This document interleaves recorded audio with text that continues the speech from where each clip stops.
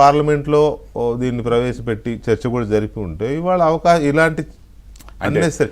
అయితే ఒకసారి మనం కేంద్ర మంత్రులు జ్యోతిరాదిత్య సింధియా అలాగే పెమ్మసాని చంద్రశేఖర్ గారు వీళ్ళు ఏం మాట్లాడారు ఒకసారి చూద్దామండి.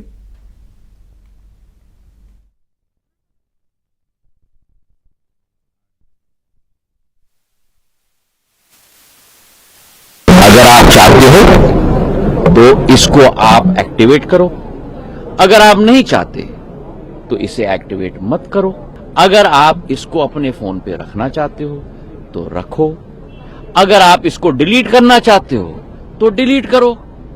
जिस तरीके से उदाहरण के तौर पे आपके फोन पे जब आप फोन खरीदते हो तो उस पे कई एप्स आ जाती हैं, जैसे गूगल मैप्स भी आ जाता है.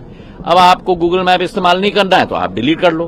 अगर आपको संचार साथी इस्तेमाल नहीं करना है तो डिलीट कर दो. इसका मतलब ये ऑप्शनल है सर. ऑब्वियसली डिलीट कर सकते हो आप, कोई मैंडेटरी नहीं है. आप अगर रजिस्टर नहीं करना चाहते हो, मतलब कि उदाहरण के तौर पे इस ऐप का उपयोग नहीं करना चाहते हो तो रजिस्टर मत करो.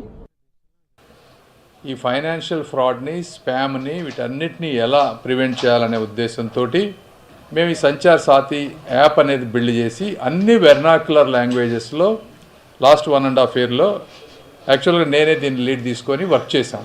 ఒకవేళ మీ ఫోన్ కానీ ఎవరైనా దొంగిలిస్తే ఆ ఫోన్ని వేరే వాళ్ళు వాడకుండా మీరు రిటర్న్ తీసుకోగలరు. ఇలా ఒక 4-5 ఫీచర్స్ని పెట్టి అద్భుతంగా ఇది చేసిన తర్వాత, అవేర్నెస్ చేసిన తర్వాత 1.4 crore యాప్ డౌన్లోడ్స్ అయినాయి దీనివల్ల ఇప్పటివరకు 2,28,00,000 ఫ్రాడ్ మొబైల్ నంబర్స్ని డిస్కనెక్ట్ చేసాం.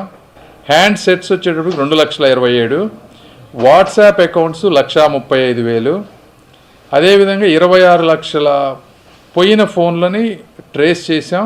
అందులో 7.5 లక్షలు రికవర్ చేసాం. ఈ విధంగా అందరికీ ఉపయోగపడేటువంటి యాప్ ఇది.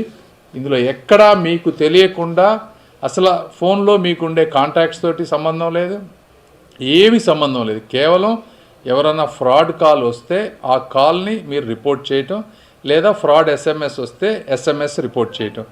మీ కాంటాక్ట్స్ కానీ ఇంక ఏ పర్సనల్ ఇన్ఫర్మేషన్ ఈ యాప్ యాక్సెస్ చెయ్యదు. So they are very much clear. ఒకటి పనికిరాని యాప్ అని ఎక్కడ అనలేదు.